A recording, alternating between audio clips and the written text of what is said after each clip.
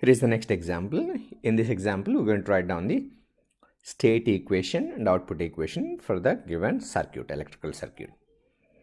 There are 5 elements: resistor 1, resistor 2, capacitor 1, capacitor 2, and inductor 1. Now, how many state variables are going to be there? What is the state variable? State variable is going to represent or give you the status of the system at any particular moment, at that particular time.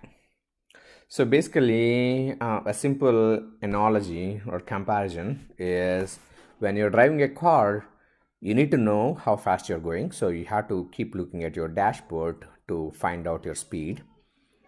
And probably it's also going to represent or show you the tire pressure, the temperature of the engine, fuel level. So those are all the state variables. Okay, it is giving you status of your car at that particular moment, how fast you're going, or what is the fuel level in the car, those things. So here also, by using the state variables, we can find out those state, at a particular time, what is the voltage drop across this particular resistor, capacitor, inductor, or current passing through each element. Okay, now since there are 3 energy storage elements, capacitor 1, this is energy storage element, energy storage element, energy storage element. So we have 3 energy storage elements. We have to choose 3 state variables. Okay, now to make our equations easier, we always choose state variable as current passing through the inductor as one state variable, and voltage drop across the capacitor as another state variable. So I'm choosing those as x1, x2, and x3. Okay, so those are the state variables, but I can see x1 is the voltage. Okay, so whenever you see voltage, we always represent it is between 2 points. So we always represent that as a plus and minus 10 volts, 50 volts, 100 volts, whatever that is. So I'm representing that as x1. Okay, and current we always represent current always pass through the element, so we always represent with an arrow and magnitude. Okay, now that's our step 1. So we choose the state variables. So we always choose state variable as voltage drop across the capacitor and current passing through the inductor. Now you need to write down 3 state equations. So to do that, the first one coming into my mind, by the way, U is the voltage, Y is also voltage. How do I know? I'm supposed to give you this plus or minus signs there. That's how you know.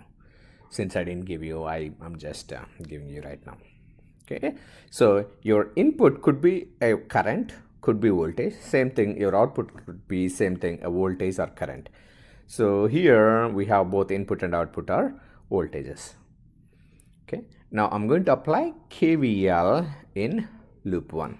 So here is my loop 1.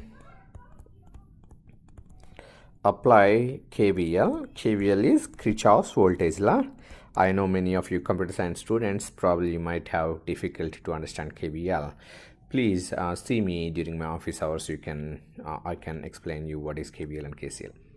So apply KVL in loop 1. So if apply KVL in loop 1, U equal to R1. What is the current passing through this?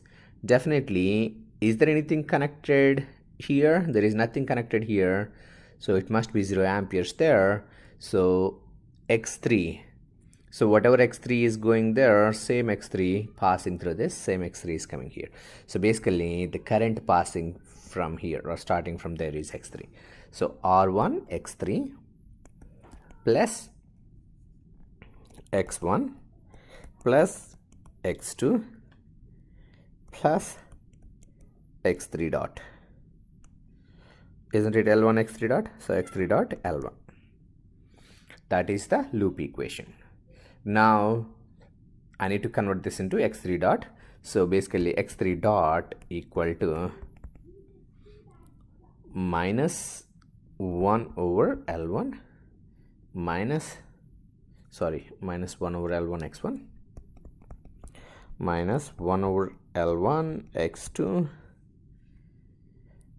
minus R1 over L1 x3 plus 1 over L1 u. So basically I bring the L1 to the other side, so it's going to be all over. Or another way of writing this is L1 x3 dot equal to, probably you will understand better, minus x1 minus x2 minus R1 x3 plus u. So from there I wrote down x3 dot. That's one of my state equation. Okay, that's good. Did I forget something? I did forget. Can you see I forgot to write R2 x3. Okay, I see. I just noticed that I forgot to write R2 x3, so minus R2 x3, so minus R1 plus R2.